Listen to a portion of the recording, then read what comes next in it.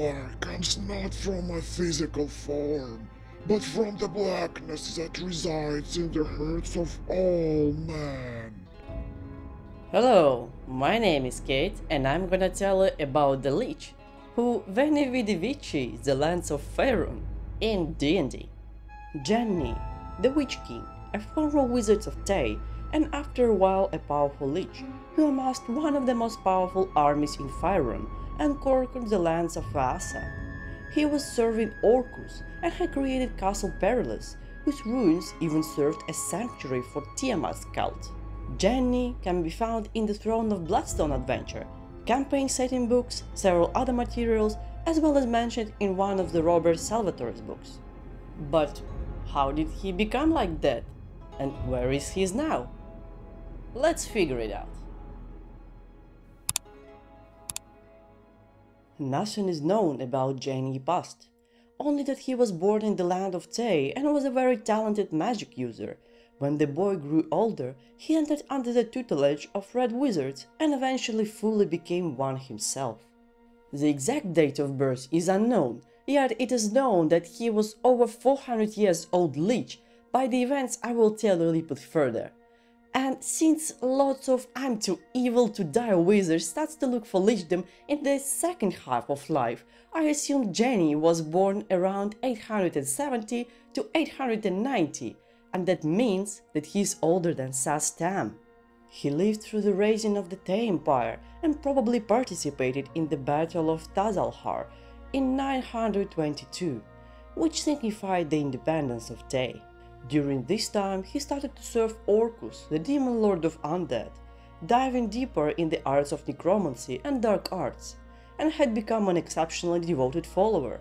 He liked to wear luxury clothes covered in gold, grew a black long beard, and as they say, was quite robust and rotund, enjoying life's opportunities.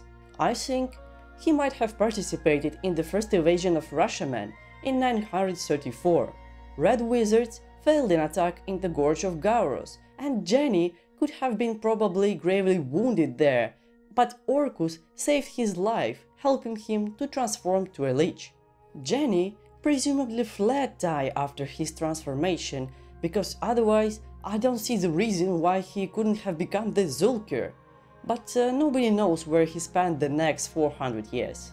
At some point, Lich traveled northwest through Trask and Great Dale to the kingdom of Vaasa, where he started to amass evil and finally raised a Castle Perilous in 1347, which had become his base of operations. With Orcus' favor, he started attracting evil races and vile creatures around him, such as goblins, orcs, giants, and different sorts of humans. He made an ally with Grandfather of Assassins from the powerful Assassins Guild in Damara, while Orcus sent to the castle Clavicus, a demon tasked to protect the Witch King residents from the intruders. The castle was always covered in a dim fog, and a heavy magic hail always pouring from the skies.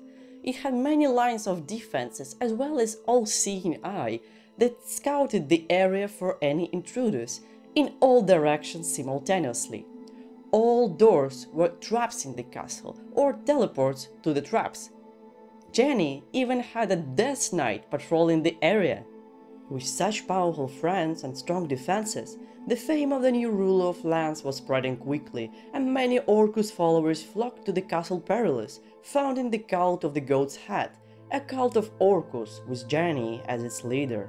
It is said Zhengyi didn't like his Lich state, because he probably thought that he hadn't tried all fruits of life before his final transformation. That's why he hated all the living and everything that reminded him of his past. He kept Orcus cultists close, but his undead minions closer. Zhengyi was one of the few beings in Faerun who possessed the knowledge of dracoliche transformation and created lots of dragon phylacteries for the beasts. It is known of at least 4 powerful dragons who were allies to the Lich in exchange for immortality. Ursula, the beast of the bog, who was a black dragon. Bifrost, the frozen death, who was a white dragon. Honoringast the Red, who was old red dragon. And Arctidus, a white dragon who was an ally of Lich long before his transformation. The Witch King kept the claim phylacteries with dragon spirits in one of his many books, which were called the Books of Creation. The books carried strong potent magic even after many years. Those who opened them triggered the evil magic contained inside. The books immediately built replicas of Castle Perilous and bound the reader's soul to it, leaving the victim in a lich state form and making him or her the castle eternal guardian. At some point in the future, in 1368, famous mercenaries Artemis Entreri and Jarlaxle Banner would go to one of these replica towers to kill a pseudo-lich Herminical who happened to found one of the Books of Creation. I have united all the creatures of Vaasa to do battle with the feeble and foolish lords of Damara. My armies swarm south through the Galenas, and soon all the land will be mine. In 2 years, in 1349, Zhengyi had almost full control of Vaasa and moved on the neighboring kingdom of Damara through the Bloodstone Pass, occupying the territories as well as shutting down mine operations, which were the main source of income for the kingdom. The Vaasan War broke out and raged the lands for 10 years, until the Witch King clashed in battle with King Verdin of Damara near the Fort Goliad in 1357. The armies were equal, and it was a stalemate, yet Lich had allies on the other side.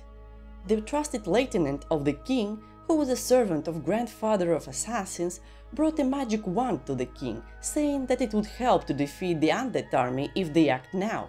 The king agreed to ration battle, but it was only the wand of illusion of some sort, so Zhengyi slayed everyone and installed the tyrannical peace over the region, taking the Norse provinces for himself, but dividing southern part to lordships and taxed them heavily.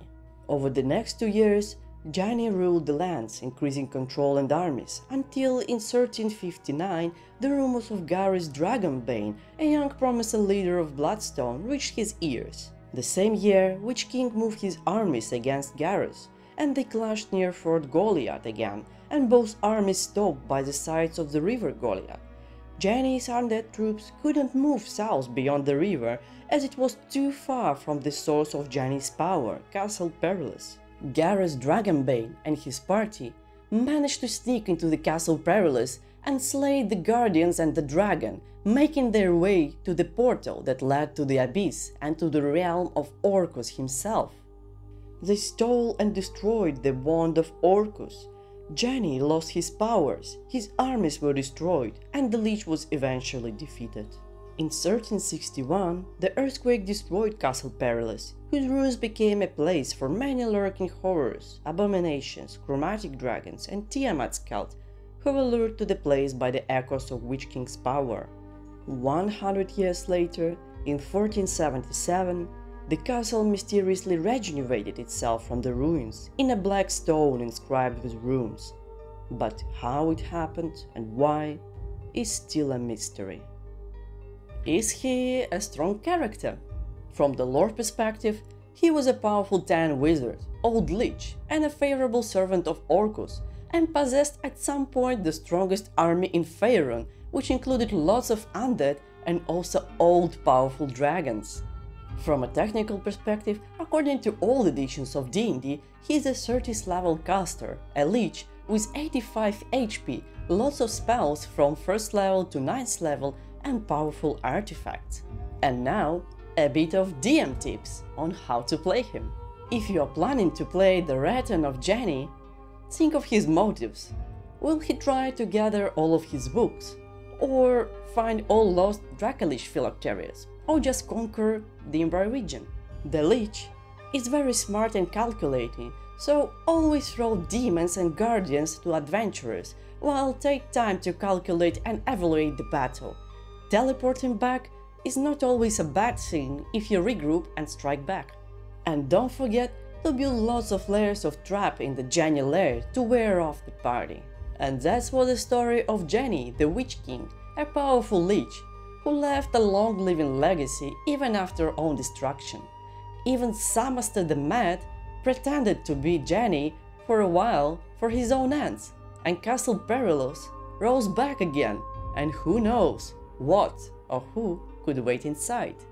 And if you like the lore, please press like and subscribe button and tell me in the comments below who else you would like to hear about. And see you next time.